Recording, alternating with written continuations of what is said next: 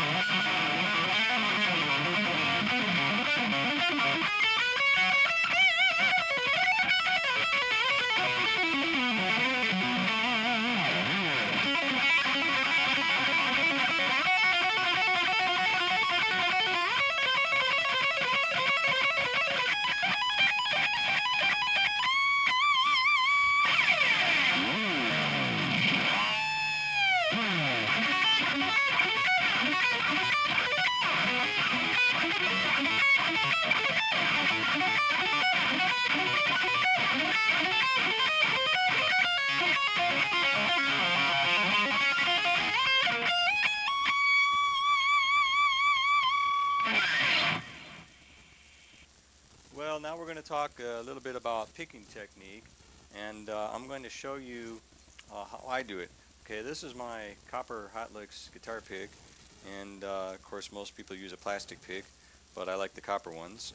Anyways, I start by holding the pick into point, and I start by putting the thumb across the back of the pick, and then I bring my index finger around on the other side, so that what I get is where there's a line through the thumb and then there's a line through the pick, so they make like a 90-degree angle to each other. And that way it helps when I put the pick into the string, the pick goes right into the string, squared up, and I get a nice solid attack on the string this way. And the other thing that you want to do is, that I do, is I like to hold the pick so that it goes square into the string, so I get the surface of the pick making a full contact to the string. If you turn the pick sideways like this, you have this kind of a sort of a sawing motion, as it were. And if you turn the pick squared up into the string, you can hear that's a much chunkier sound, and I'm not using any additional effort whatsoever. So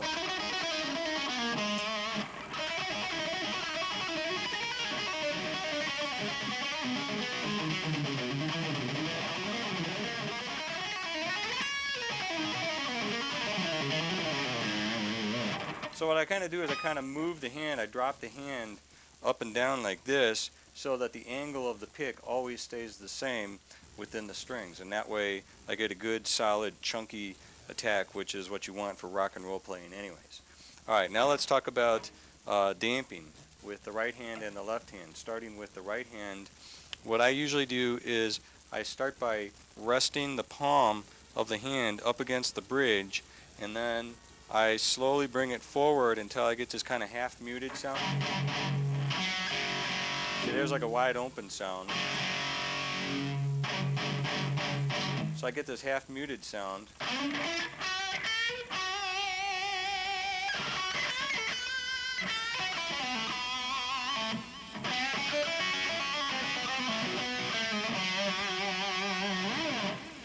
And the advantage of this, in addition to getting that, helping to get that chunky sound, is that especially if you're playing on the top 3 strings, the palm is literally, it's choking the sound off, so I don't get a runaway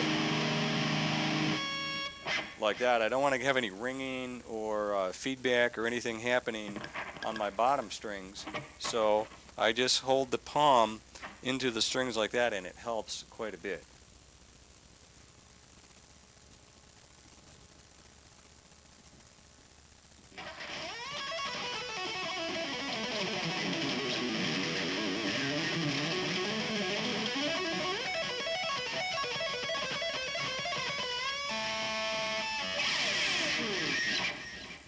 Alright, I'd like to talk about pentatonic scales and some fingerings that you can use that are really good for that. Starting with in the key of G on the 3rd fret.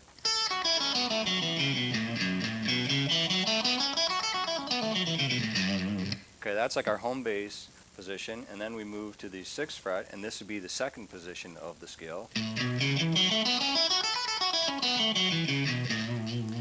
Moving to the 8th fret, and this will be the 3rd position of the scale.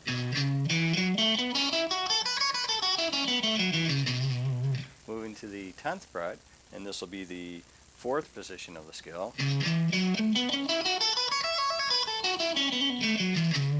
Okay, and then moving to the 13th fret, and this will be the 5th position of the scale. And then if I go to the 15th fret, this will give me like a repetition of the 1st position.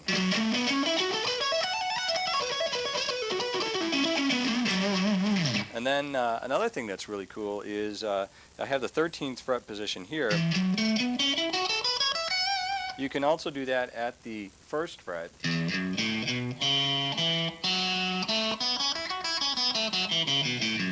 If you use those open strings. So what we want to do now is discuss a fingering that is a good way to proceed. Here's a rule of thumb. Basically, you want to use the 1st and the 3rd finger from the left hand. Reason being that this finger combination is a much stronger combination than like the 2nd and the 4th. And you'll use the 2nd finger occasionally if you get a fret where you have to transition. And what you want to avoid is a situation where you have the 2nd finger and the 4th finger playing together because this is a weaker finger combination, and if we get into a scale pattern that is using the 2nd and the 4th finger, if that's an uncomfortable position to play, then the normal thing is, well, that's uncomfortable, I really don't like to go there, so that becomes an area of the fingerboard that we avoid, and we don't want that. We want to be able to play up and down the fingerboard in all the positions and be equally comfortable wherever we are on the fingerboard. So let's see how that plays out, and you'll get the idea. Now, starting with the 1st position of the G pentatonic at the 3rd fret, and playing the notes with the 1st and the 3rd finger. See, so I stretched the 3rd finger here. Now, you can certainly use the 4th finger if you want to. There's no law that says don't use the 4th finger. That's not it at all. If you're comfortable with it, if you need it, go for it. Certainly if you're doing a more of a linear scale, like a minor scale, then we are going to use the 4th finger and the 2nd finger. But this is different. This is pentatonic. So use the 3rd finger, and sometimes you might use the 2nd finger like this.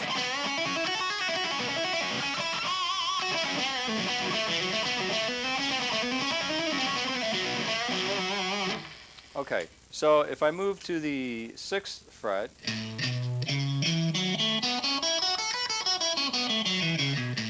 so this is the fingering, 1st and 3rd, and then stretch the 1st finger back, and then use 2nd finger right here, bring the 1st finger back, 1st and 3rd,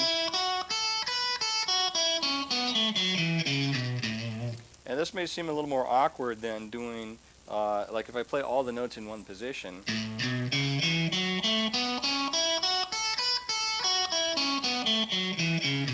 See, I use that 2nd and 4th finger, and that's really nice if I'm just playing a scale pattern out of a book and just following the fingering, but it's not really very practical for lead work, and this is certainly a good position that we should use.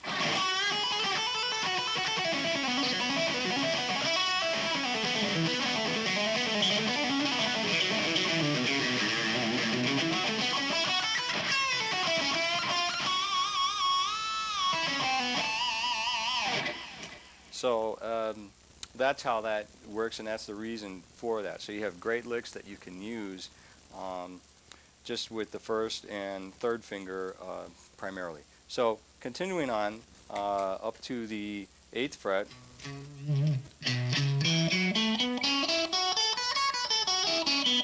See, once again, I get into this where I have to stretch over to the 7th fret with the 1st and the 3rd finger. 1st and 3rd finger again. And then I use 2nd finger right here because, once again, just according to the licks that we're going to do.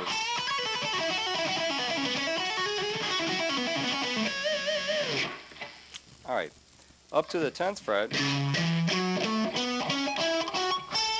I'm going to use 2nd finger here, and notice my 3rd finger moves back and forth. 13th fret, 12th, whoops, 13th, 12th fret here, back to 13th. Now if I have a lick, you know where I want to go. I use the pinky, and I use the 1st finger.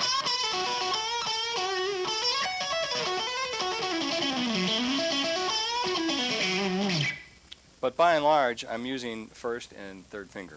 So up to the 13th fret, here I use 1st and 3rd finger, and then I stretch the 1st finger back.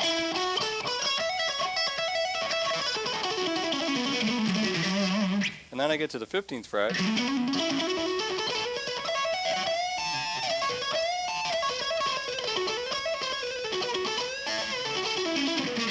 See, and if I have two notes that are 3 frets apart or 2 frets apart,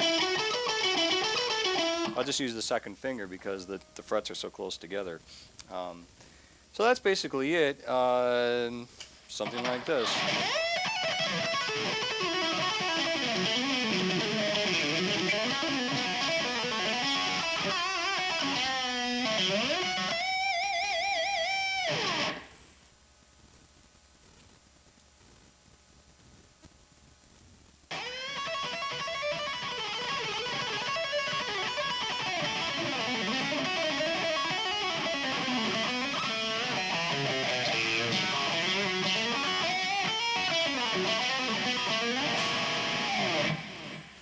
All right.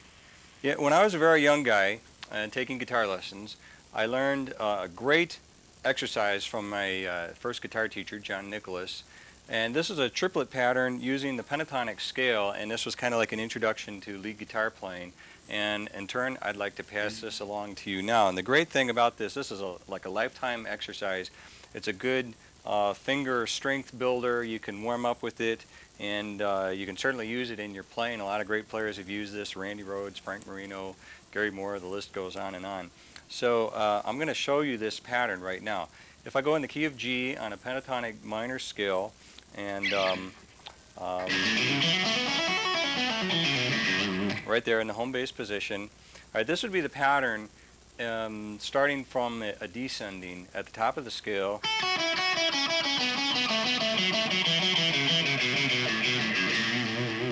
Okay, and here's how it works. It's a sequence of 3 notes going down the scale. All right, and that would be from the B flat to the G to the F. And then the next sequence of 3 notes is you back up 1 note to the G, and you play 3 notes from the G going down the scale. And then you go backwards by 1 note and you go back to the F.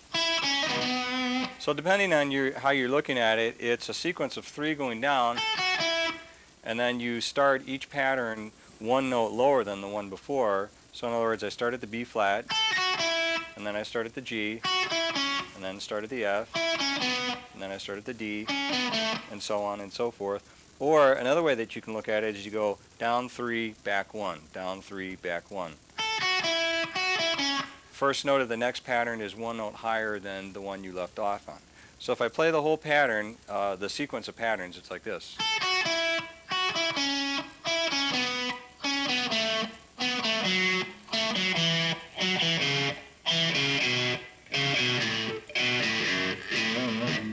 Okay, and then if I put it into a nice, even, triplet rhythm, something like this.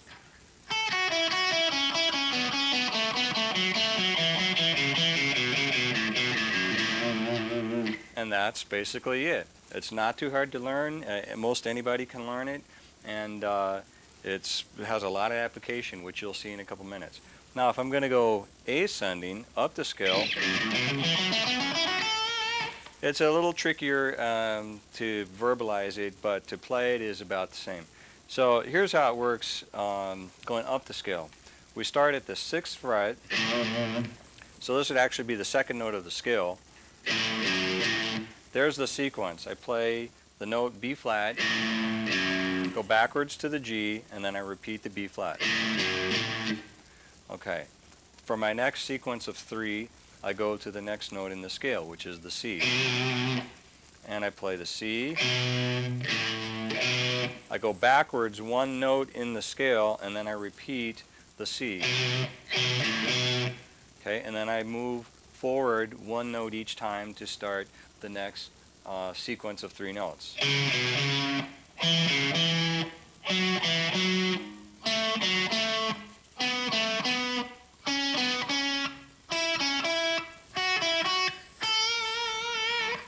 So if I play that in a nice, even triplet rhythm, again, something like this.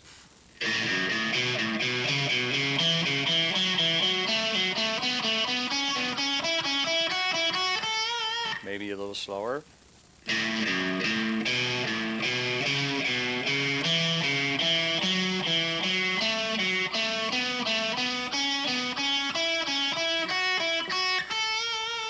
Going backwards.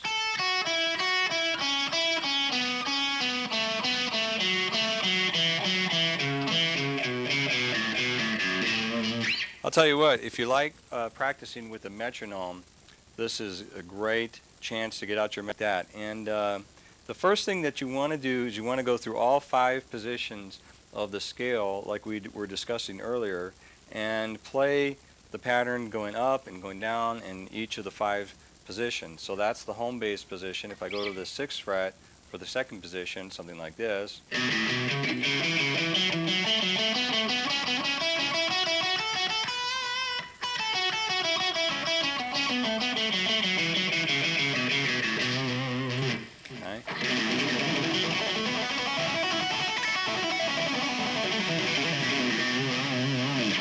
So one of the things that you can do when you get to the top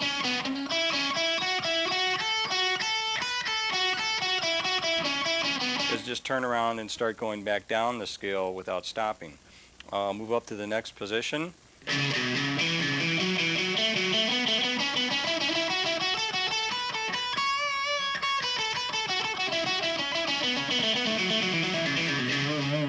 Okay, again, I'll do it, and when I get to the top, turn around without stopping.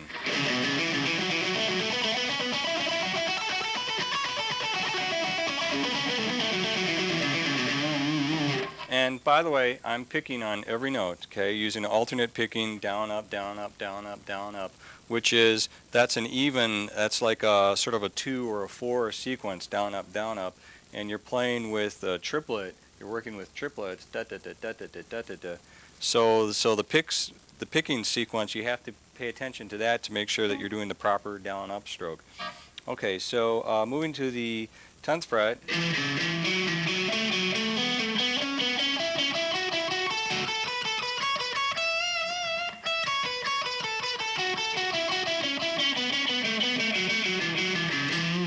Okay, and then moving to the 13th fret.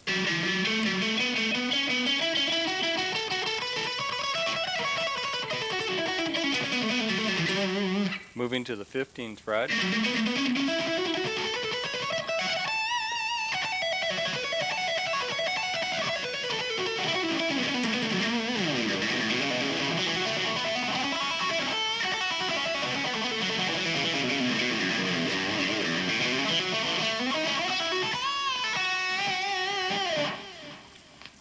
All right, now here's the next thing that you want to do with this. Now that you've played all the individual positions, we want to combine pairs of positions. So if I have the home bass at the 3rd fret,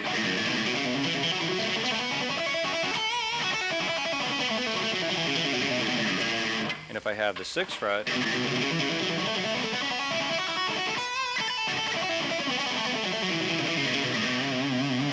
okay, what I want to do is I want to combine those 2 patterns together. So I'm going to do a matrix of shifting on each of the 6 strings.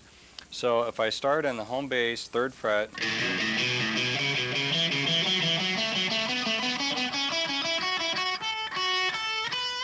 and I shift on the high E string, and then I come down the same way,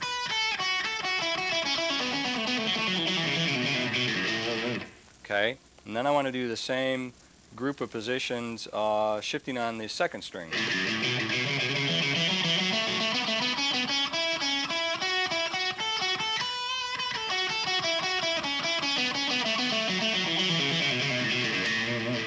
Okay, and then same thing shifting on the 3rd string.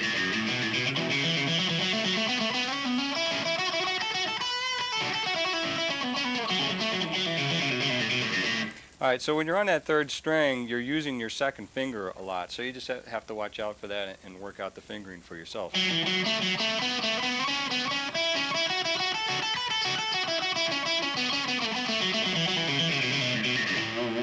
Alright, and then you go on the 4th string.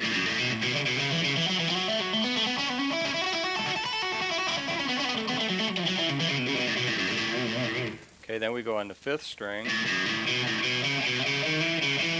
Try that again.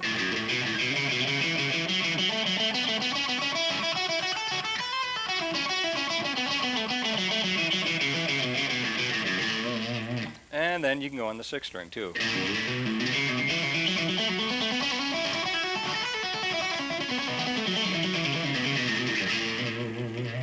Great. So that's a combination of the 3rd position and the 6th position. So combinations. So if we take the 6th fret and the 8th fret, we do the same thing there using that matrix of 6 strings. So 1st string,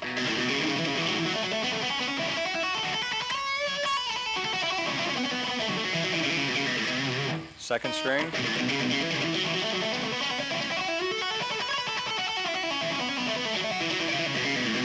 3rd string,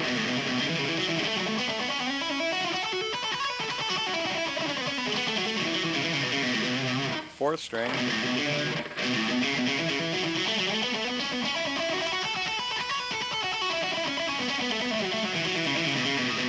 5th string,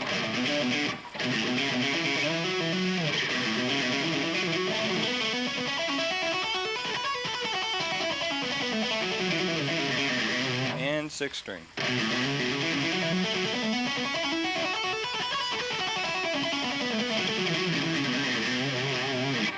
Now I'm just kind of like whipping through these, but you'll have to spend a lot of hours practicing if you've never done this before to get the combination patterns together. Certainly I myself over a period of many years have worked all of this out very methodically, slowly, working my way through figuring out my fingerings, and sometimes I use legatos where I don't pick every note, and sometimes I use the pick on every note.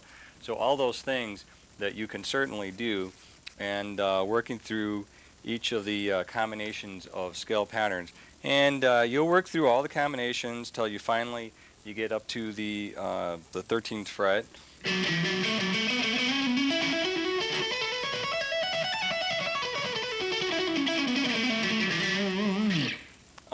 And then what you can do after that, after you work pairs of positions, you can work 3 pairs of positions, and then your matrix gets really interesting.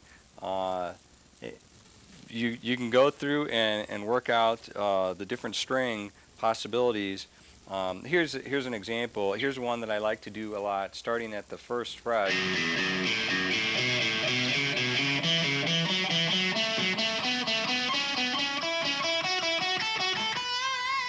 So I start in the 1st position of the G blues scale, and then I shift up into the 3rd position, home bass as it were.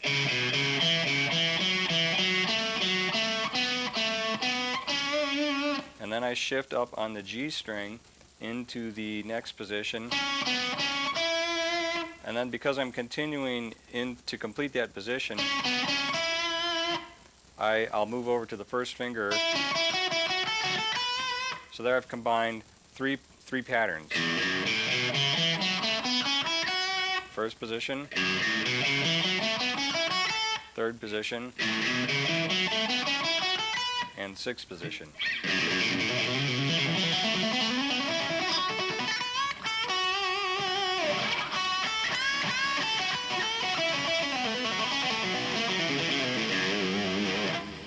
What I found is that if you're working on this as an exercise, it really helps you to develop a fluidness in moving from the different positions at any point and any position on the fingerboard.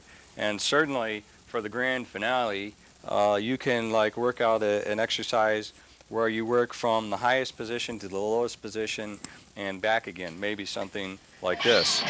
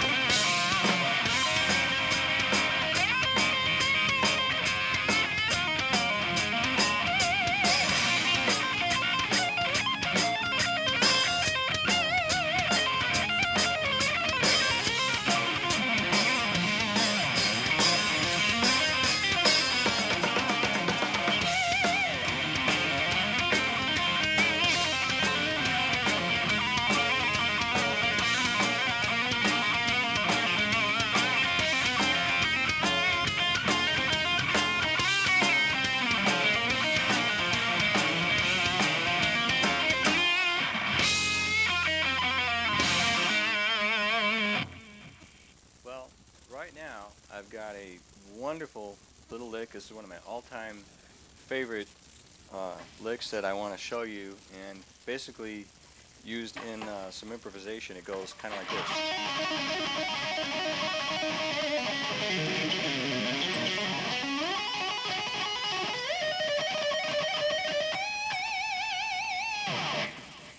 Okay, so what is the lick? It's simply doing this.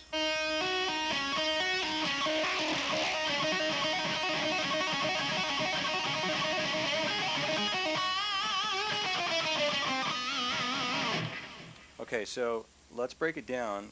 First of all, I'm in the key of A,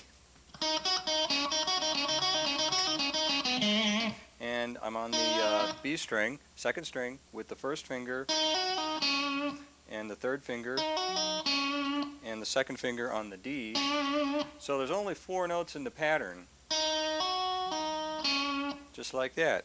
And I pick the first note with a downstroke, then I do a hammer-on and a pull-off, and then I play the D on the third string with an upstroke.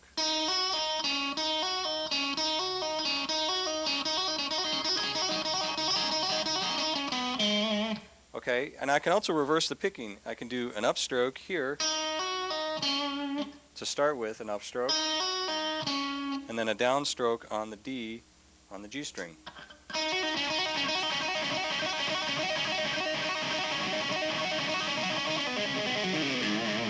The great thing about this lick for me is that I'm always running out of ideas, and I need something to help myself.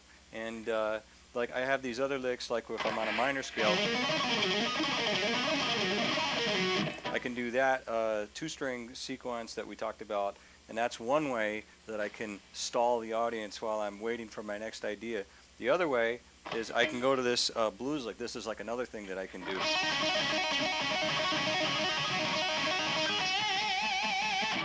That you know, usually if I play that a little bit, then I can like get the brain in gear and maybe think of the next idea. Sometimes maybe yes, sometimes maybe not. Well, one of the things that you can do if you have this lick is you can move it up an octave, and that way you get double the mileage out of it.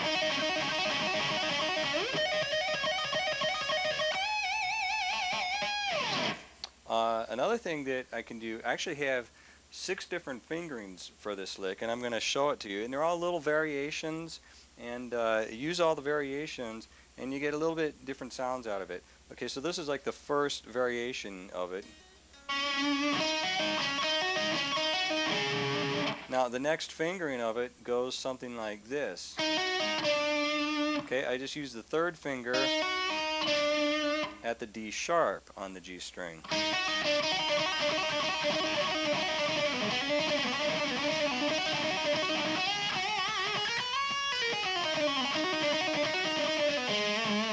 Okay, another fingering that I have for this is the D sharp again, only stretching out with the 2nd finger.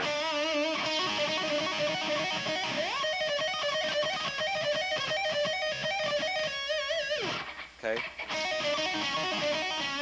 so there's like the 2 variations back to back.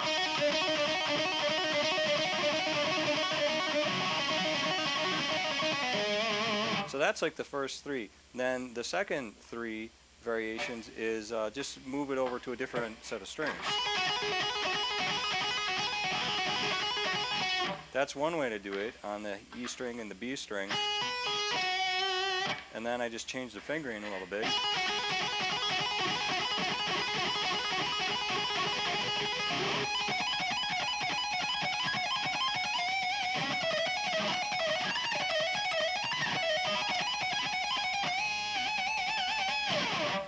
Okay, and then I can do this.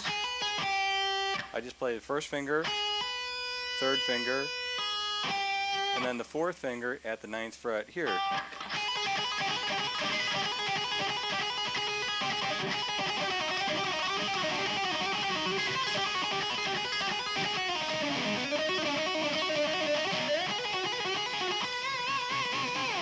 And another neat things with this phrase is you can move it around within the scale if you get to know your blues scale patterns or your pentatonic scale patterns pretty well. I can play the same lick here in the 5th position, key of A, and then I do the same lick over here at the 10th fret, still in the key of A. Because it's the same lick over here.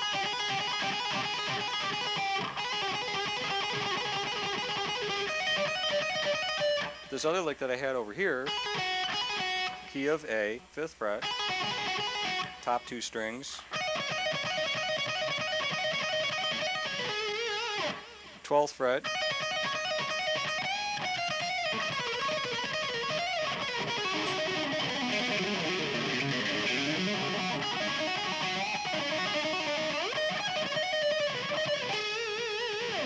so you get the idea.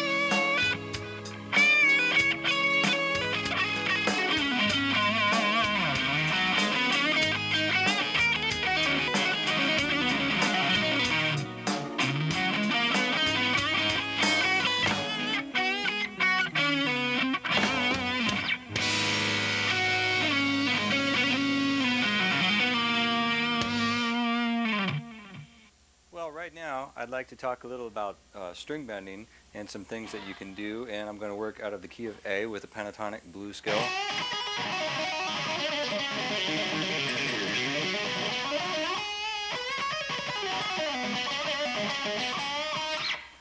Alright, so if you know the scale in the key of A,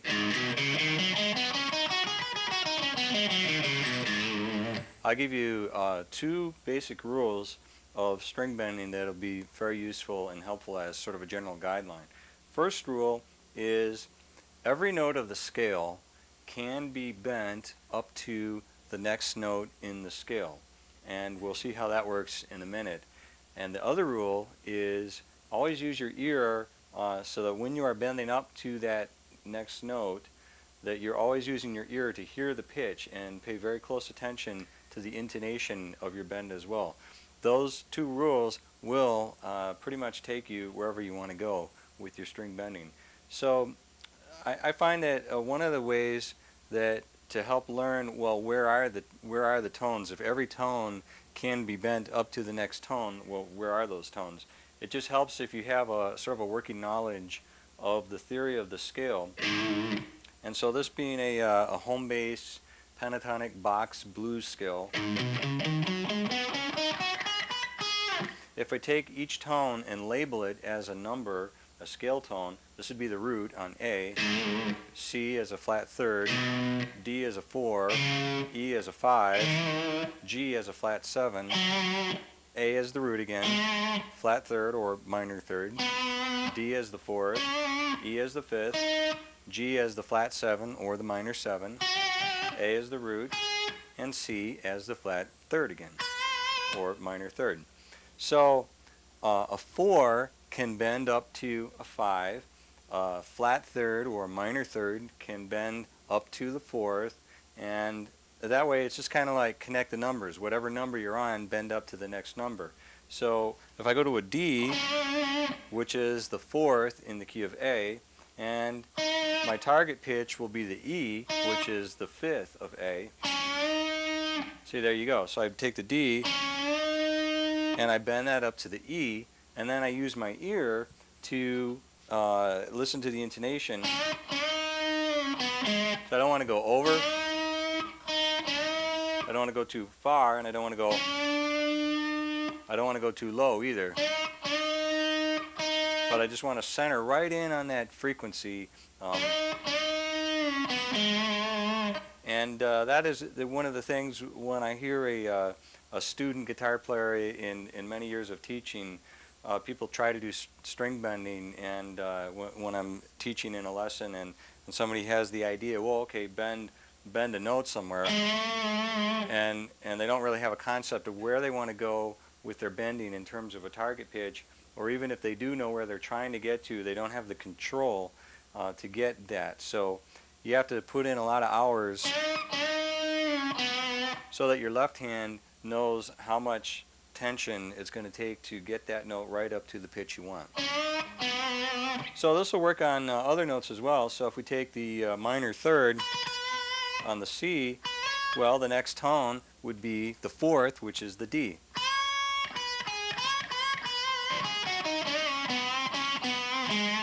And the flat 7 will bend up to the root. And if I get up onto the higher notes on the fingerboard,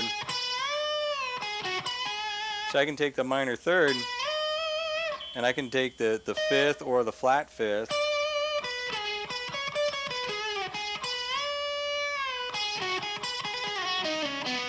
see, and I can do that, or I can take even the root note and bend that up to the next tone, which is the minor third. That's a pretty large interval, which is a step and a half. But it works, and it'll be fine. Also, if you're playing in a minor scale,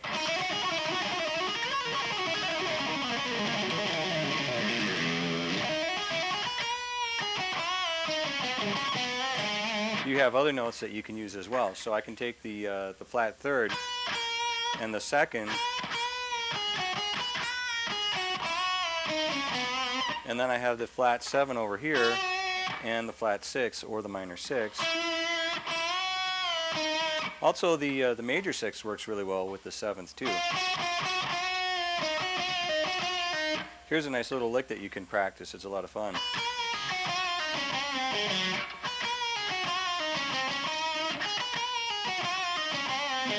And this is the flat 3rd with the 2nd, and then the flat 7 with the 6, and then the 4 with the major 3rd.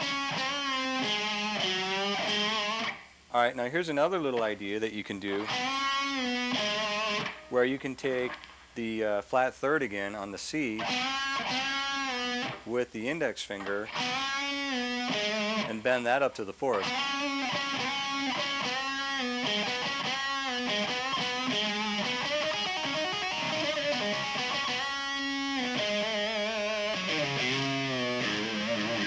Okay.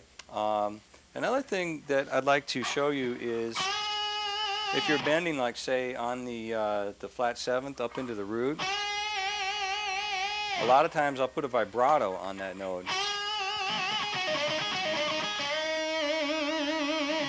Probably more times than not. So anyways,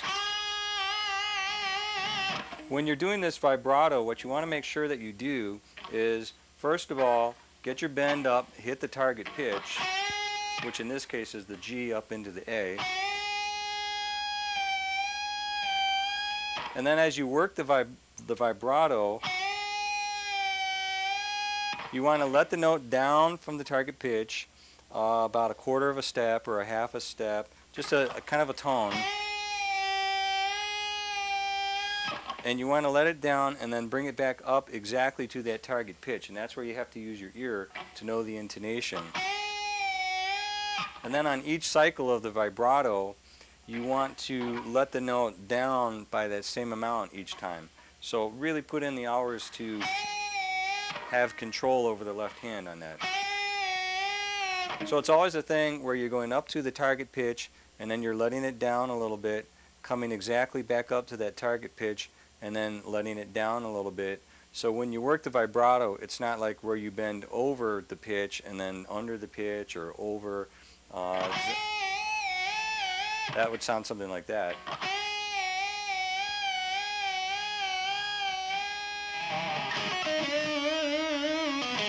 And if you play fast on your vibrato,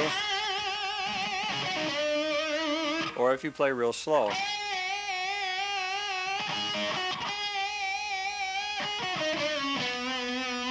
the concept is the same either way.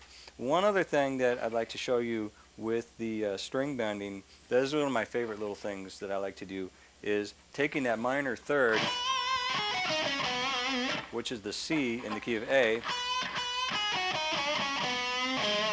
and bending that up maybe a quarter of a step. So if I look at a C and the C sharp, which would be like a half a step higher, and if I take that C and bend it up, not quite the full pitch. So what is that, maybe a quarter of a step or something like that.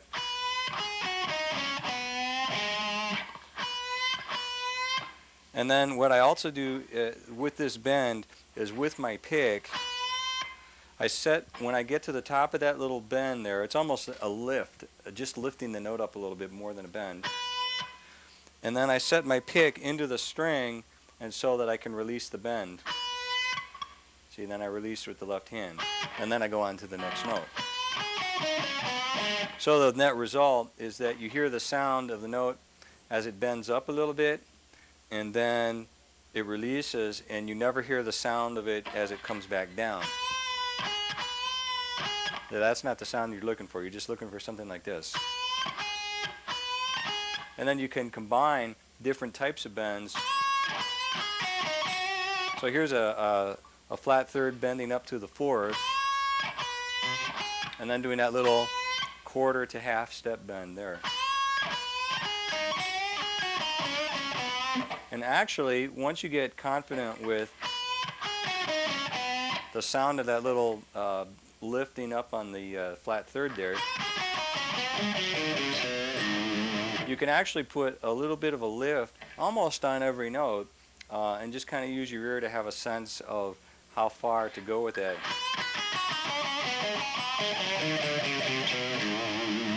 Okay, as opposed to just straight, like say if you're just working down the scale. This is a little better. You can hear it, it just makes your phrasing a little more expressive. First of all, vibrato does not come, a good vibrato does not come from the finger like this. So you don't want to be just trying to do all the, you don't want to be trying to get it out of the finger because there's not enough power in the finger itself. Where you want to get it from is by rotating the forearm or the wrist. That's where you get a smoother, more controlled sound. And this is the way that you can do it. Start by putting the base of the index finger up against the neck of the guitar, and this becomes a pivoting point. Okay, so that's the first rule. The next rule is you want to keep your elbow quiet all of a sudden when you start rotating your wrist, and then your elbow wants to fly out, and we don't want that either. So we're just going to turn the wrist, we're going to keep the elbow quiet, and we're going to pivot against the index finger up against the neck like this.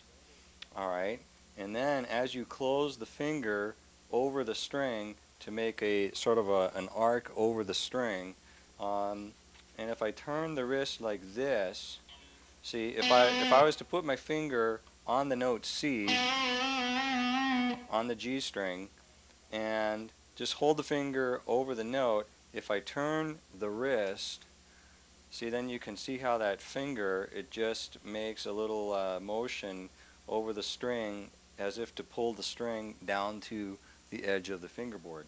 And the other thing that you want to be careful of is when you start turning the wrist, to keep the back of your hand in line with the forearm. You don't want like this, to where you see I'm changing the angle of my hand to the wrist, because you can be turning your wrist all you want, but if your hand is kind of like negating that motion, then that's not going to help you very much. So you want to keep from the elbow through the wrist all the way through the back of the hand, all of that connected in one straight line, and then if you have that pivot point with the bottom of your index finger against the neck, and then when you turn that forearm, it's just going to pull that finger down, and then when you put your finger on the string, see, then that string is going to go with the finger. And one other thing is, on a musical note, is pull the note out and then return it all the way to the pitch each time. So you don't want to be doing that where it kind of goes out and then it only comes part of the way back. It's just the same thing as like with a good string bending technique. You want to come all the way back on each cycle.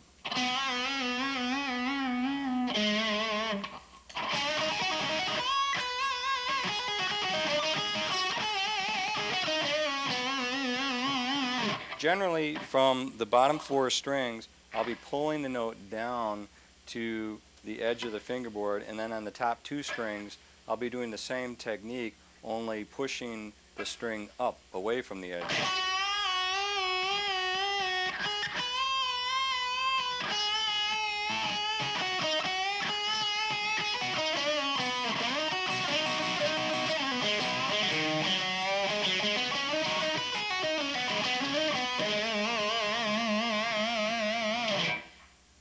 So now let's talk about the left hand damping, and this is the way I like to do it. When I'm playing a note with the index finger, say if I'm hitting the C, 5th fret G string, I basically position the finger so that I will choke off the sound from the D string and the B string with the index finger of the left hand. And this really helps to control unwanted noises from coming through. See, if I can hold the finger like this, and you're allowing the B string to ring through and the D string to ring through, and then when you turn up the volume and add the distortion and the feedback and all that, you get a big sloppy mess, and you can hardly hear the note for all the junk that's pouring through, all the extra unwanted sound. Feedback is great if it's under control and you're manipulating it the way you want, but what you don't want is for open strings to be ringing while you're trying to play a note. So that goes across the board. If I play a note like, say, the E at the 5th fret on the B string, I don't want the G string and the E string to ring through. I don't want that. So I'll just position the finger. See? So I just damp out the G and the E, and I'm good to go. The same thing goes through with the other fingers as well. Like if I play the 3rd finger right here, see, I just damp the strings on either side of the note, and I'm fine. And it really controls the sound. The other thing that I'll do is I'll gently trail the thumb up and down that bottom E string as wherever I go with the fingers, and that helps to control the sound because that low string will tend to start ringing on you too. So combined with the right hand damping on the bridge, this will really go a long ways towards having the sound that's under control, and then you can do what you want with it, and we turn up the distortion and we get something like this.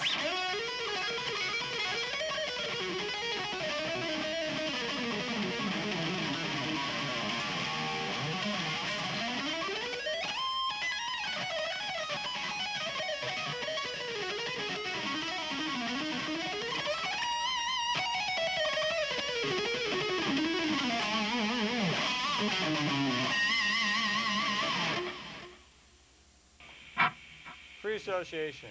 3, 2, 1.